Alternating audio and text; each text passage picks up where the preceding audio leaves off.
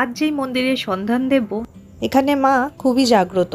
মায়ের উচ্চতা এতটাই ছিল যে ঠাকুরমশাই ঠিক করে মালা পরাতে পারতেন না। কিন্তু মায়ের মূর্তি এখন এত ছোট কেন, কি ইতিহাস তার পিছনে সবটাই জানাবো ভিডিওর মাধ্যমে। এই রন্ধনশালায় নিত্যদিন মায়ের ভোগ তৈরি হয়।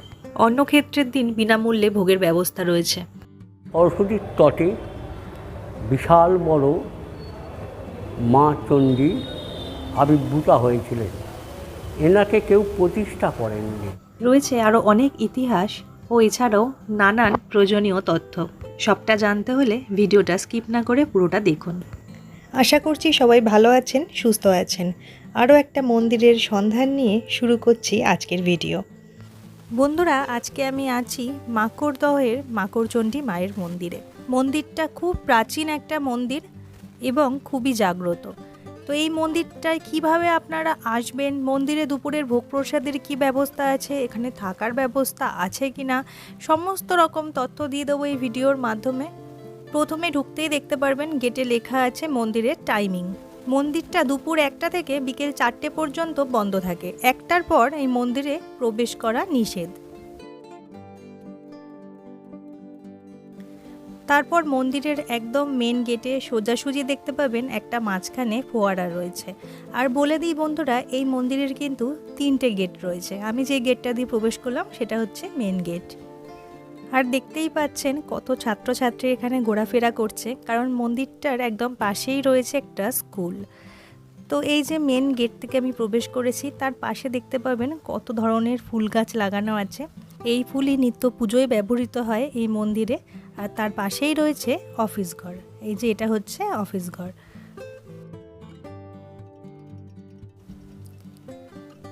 অফিস ঘরের ঠিক পাশেই দেখতে পারবেন একটা জায়গা করা আছে, যেখানে পুজো দেওয়ার পর ধূপকাঠি মোমবাতি আপনারা জ্বালিয়ে সেখানে রাখবেন।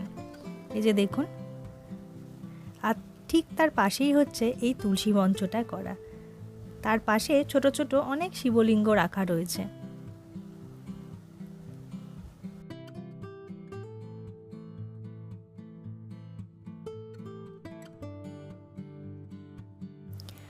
এবং ঠিক তার পাশেই রয়েছে একটি শিব মন্দির।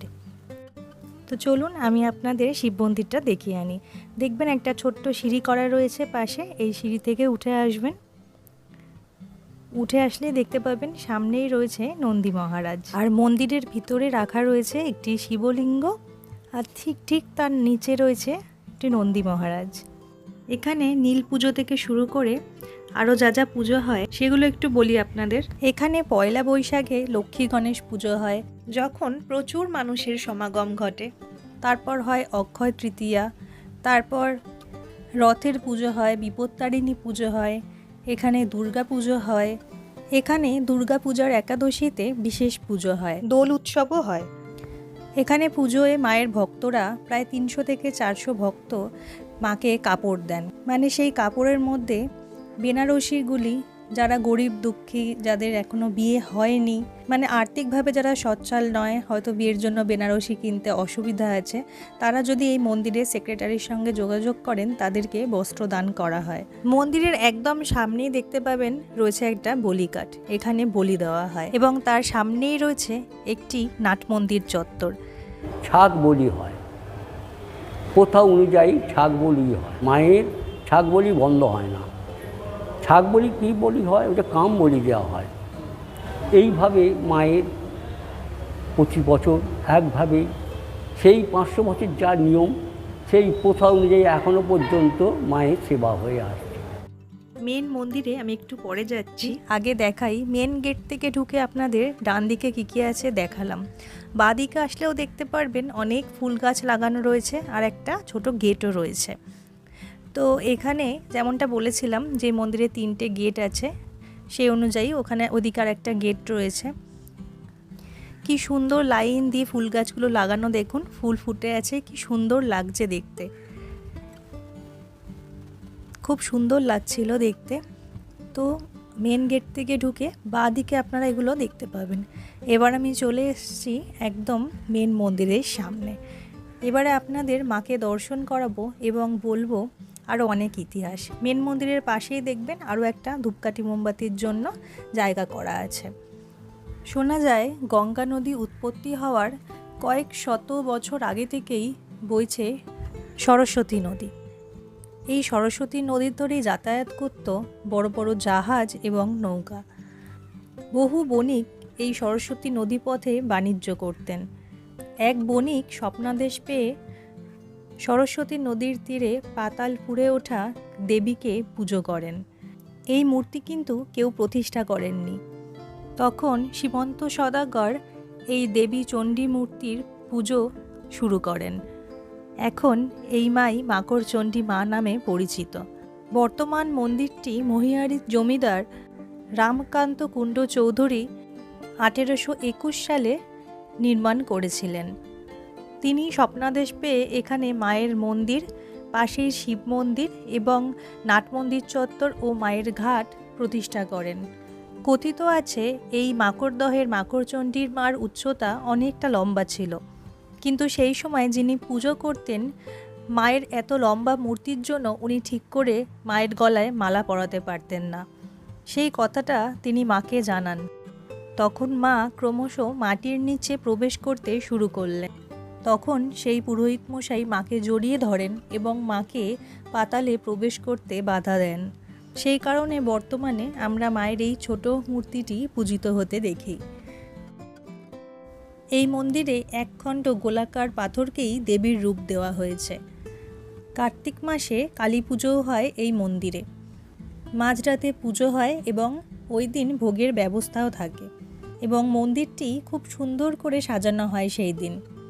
এইখানে আশেপাশে এখনও অবধি যারা দুর্গাপুজো এবং কালী পুজো করেন তারা আগে এখানে এসে মায়ের থেকে অনুমতি নিয়ে যান। মাত্র 5-6 বছরই আগেকার কথা। এক ভক্ত ঠিক শীতকাল ওই নভেম্বর-ডিসেম্বর মাস নাগাদ একটি শাল নিয়ে আসেন। সেই ভক্ত পেশায় একজন ডাক্তার।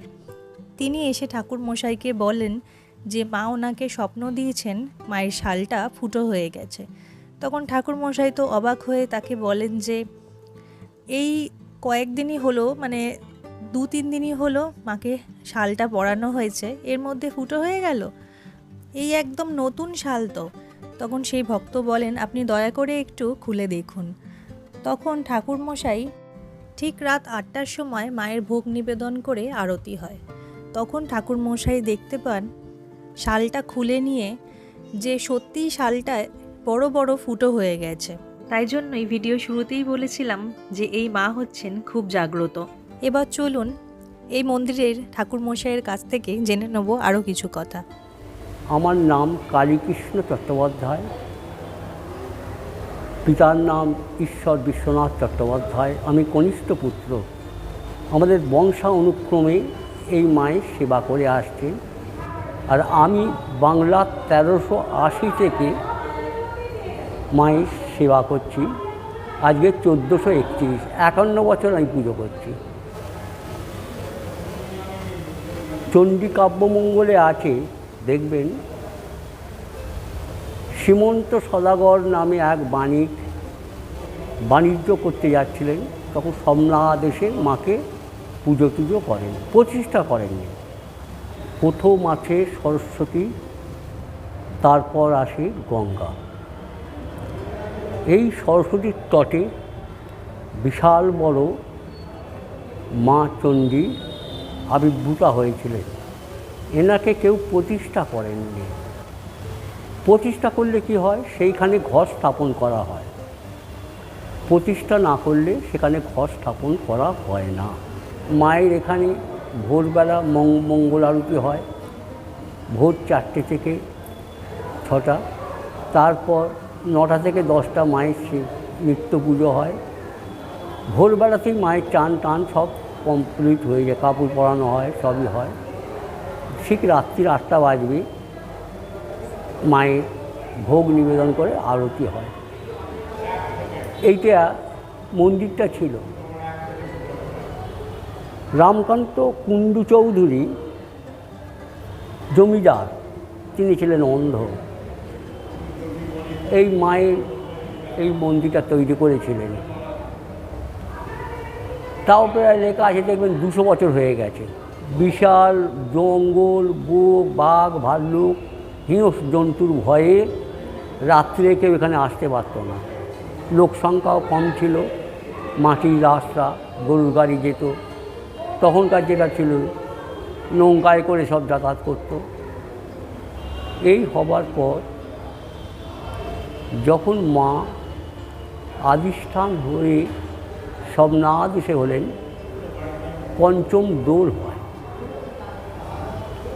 রং খেলা যে হয় হোলির 5 দিন পর দোল হয়। চতুর্থীতে বিশাল বড় বাজি পড়ে 300 থেকে 400 ভরি সোনা মা পড়ে। বর্তমান পরিস্থিতি অনুযায়ী এখন সিসি ক্যামেরা বসানো হয়েছে, পুলিশ পোস্টিং করা হয়েছে। সেই পরিবর্তনশীল জগৎ, সব মধ্যেই পরিবর্তন আসে। অত কোটি কোটি টাকার জিনিস এখন ওই লকার থেকে আসে পুলিশ দিয়ে, আবার পুলিশ দিয়ে লকার চলে যায়। এইভাবে মায়ের প্রচুর ভক্ত হয়। আগে 1 মাস মেলা থাকতো, এখন 15 দিন হয়েছে। সেটা বিশাল যাগ যজ্ঞ হোম যোগ করে পুরোহিত পুজো করতেন। এর আগে আমার শেষদা পুজো করতেন, বাবা পুজো করতেন, পুরো ঠাকুরদা পুজো করতেন, পূর্বপুরুষের পুজো করতেন। মায়ের কৃপা না থাকলে কোনো কিছু হয় না। নিত্যদিন ভোর 4টের সময় খোলা হয়, তারপরে 9টায় পুজো হয়, তারপরে হবে 12টায় ভোগ হবে। ঠিক ভোগের পর ঠিক 12:30 বাজে বন্ধ হয়ে যাবে। আরতি হয় না, অকেশানে আরতি হয়, যেমন দুর্গা পুজো, রক্ষা কালী পুজো, এরম পুজো হয়। রথে যে পুজো হয়, আরতি হয়, সেটা হয় ষোড়শভাবে। আর এটা দশভোজারে পুজো হয়, নিত্য ভোগ হয়। আরতি খালি সেই রাত্রির 8টার সময় হবে, শয়ন আরতি রাত্রির 8টায় হয়। যেভাবে আগে হয়ে আসছে এখন তাই হয়েছে। যে ভোগ প্রসাদ নিরামিষ 60 টাকা ওখানে লেখা আছে দেখবেন।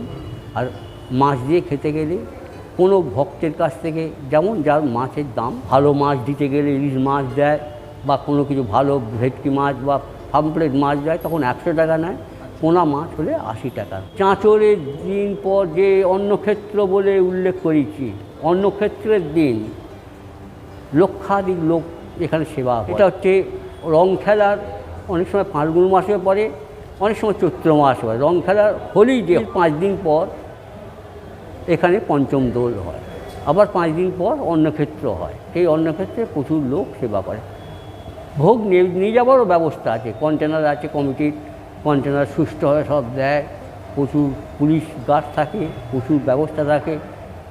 আমি ওই যে বাজারটা দেখলেন, বাজার সব সেদিন আর বসে না, 15 দিন বসে না, সব দোল হয়।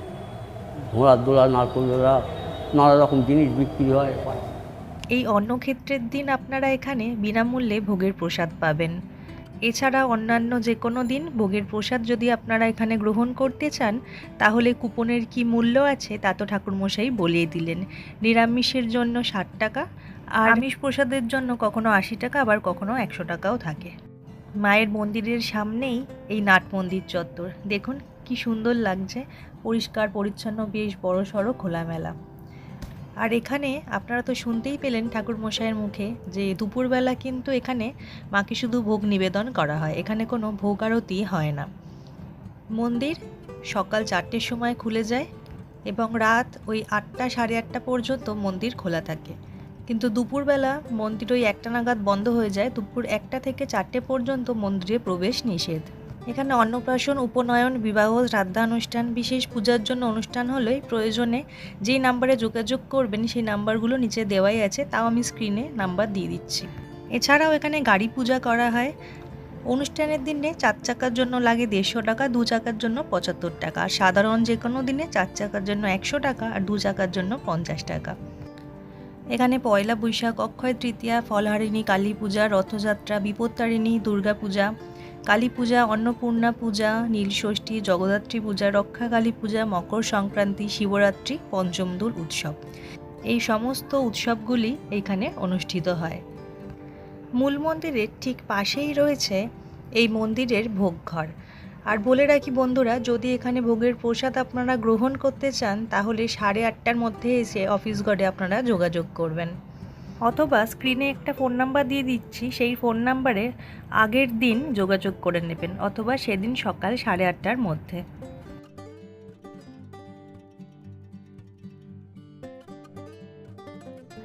মন্দিরের এক পাশে রয়েছে ভোগঘর আর এক পাশে রয়েছে অনুষ্ঠান ঘর। বিভিন্ন অনুষ্ঠানের নানান রকম নিয়ম এই ঘরটিতে পালন করা হয়। মায়ের ভোগ প্রসাদ চলে এসেছে।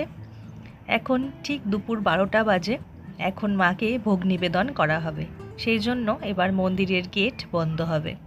এই মন্দিরে নিত্য পুজো হয় সকাল 9টা থেকে 10টার মধ্যে। আপনারা পুজো দিতে চাইলে তার মধ্যে ফুল মিষ্টি যা যা পূজার সামগ্রী লাগে নিয়ে চলে আসবেন। এই যে আপনারা মায়ের ভোগ দর্শন করুন।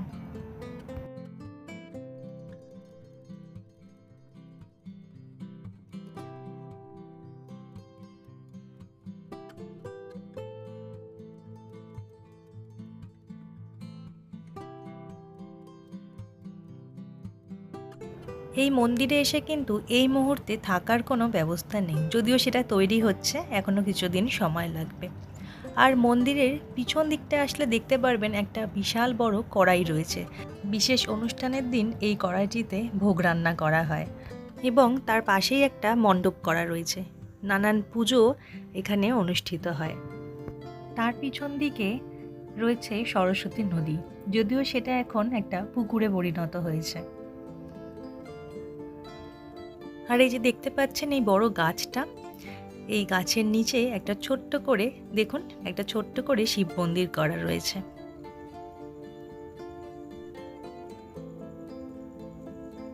মন্দিরের ঠিক পাশে যেখানে আপনাদের দেখিয়েছিলাম যে ভোগের প্রসাদ রান্না হচ্ছিল, চলুন আমি দেখাচ্ছি। সেখান থেকে গিয়েই দেখতে পাবেন তার পাশেই ভোগ গ্রহণের ঘর আছে, যেখানে আপনাদের ভোগের প্রসাদ বিতরণ করা হবে। এই যে দেখুন, এসেই দেখতে পাবেন বাঁদিকে এই যে লাল গ্রিল দেওয়া এই ঘরটায় ভোগের প্রসাদ আপনাদের বিতরণ করা হবে। ভোগের প্রসাদে ছিল খিচুড়ি, 2 রকম ভাজা, একটা সবজি আর পায়েস। এবার বলে দিই এই মন্দিরে কিভাবে আসবেন। হাওড়া থেকে আপনাদের ধরতে হবে আমতা লোকাল। আমতা লোকাল ধরে আপনাদের নামতে হবে মাকড়দহ স্টেশনে। আপনাদের ট্রেনের টিকিটের মূল্য পড়বে 10 টাকা, আর সময় লাগবে 30 থেকে 45 মিনিট। মাকড়দহ স্টেশনে এসে দেখবেন সেখান থেকে বেরানোর জন্য এই একটাই রাস্তা আছে। তো এই রাস্তা ধরেই আপনাদের বাইরের দিকে বেরিয়ে গিয়ে 5 মিনিট মতন হাঁটতে হবে মেন রাস্তার জন্য। তো এই যে গ্রাম্য পরিবেশের এই সুন্দর মেঠো পথ ধরে আপনাদের হেঁটে যেতে হবে ওই 5 মিনিট। তাহলেই আপনারা দেখবেন রাস্তাটা মেন রাস্তায় উঠেছে। এই মেন রাস্তায় এসে এখান থেকে আপনাদের টোটো ধরতে হবে। এখান থেকে টোটোয় আপনাদের ভাড়া পড়বে মাথাপিছু 10 টাকা করে। টোটোতেও বলতে হবে যে মাকড়চণ্ডী মায়ের মন্দিরে যাব। টোটো করে এসে আপনাদের নামিয়ে দেবে ঠিক এই জায়গাটায়। এখানে দেখুন এই যে দুদিকে বাজার, আর সোজাসুজি দেখা যাচ্ছে মায়ের মন্দির। তো এই বাজারের মাঝখানের রাস্তা ধরে খানিকটা এগোলেই আপনারা পেয়ে যাবেন মায়ের মন্দির। তো আমি একটাই কথা বলবো, একদিন এসে এই মন্দির থেকে ঘুরে যান। খুব জাগ্রত এই মন্দির, আসলে আপনাদেরও খুব ভালো লাগবে। মন্দিরের কি টাইমিং আছে, ভোগ প্রসাদ গ্রহণের কি ব্যবস্থা, থাকার ব্যবস্থা আছে কি না, কীভাবে মন্দিরে আসবেন, মন্দিরে পুজো দেওয়ার কি সময়, কখন কোন আরতি হয়, এখানে কি কি বিশেষ পুজো হয়, মন্দিরের ইতিহাস, এছাড়াও আরও অনেক কিছু, সবটাই চেষ্টা করেছি ভিডিওর মাধ্যমে আপনাদের জানাতে। যদি এছাড়াও কোনো কোয়েশ্চেন থাকে তাহলে আমাকে অবশ্যই কমেন্ট বক্সে জিজ্ঞাসা করবেন। আজকের জন্য ভিডিওটা এতটুকুই। আশা করি সবার ভালো লেগেছে।